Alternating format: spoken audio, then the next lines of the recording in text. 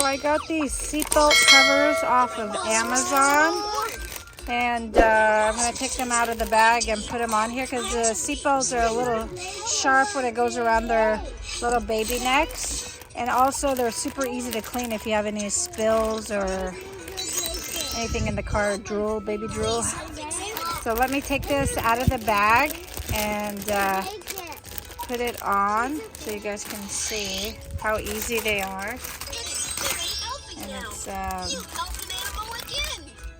it's really soft material. Wow, I really like that. Let's have Daddy put that on the seatbelt, and you can see how easy it is. And like I said, it's really soft material, so it won't bother anybody sitting in these seats with the seatbelts. So let's wrap it, put the seatbelt on Zane, wrap this on the seatbelt. You get a nice cover, and you just take them out and throw them in the washing machine and clean them out twice a week.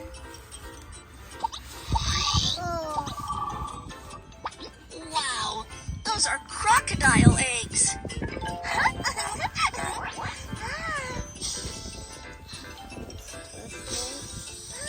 There you go. How does that feel, Zane? Do you like it? Is it nice and soft? Is that way better?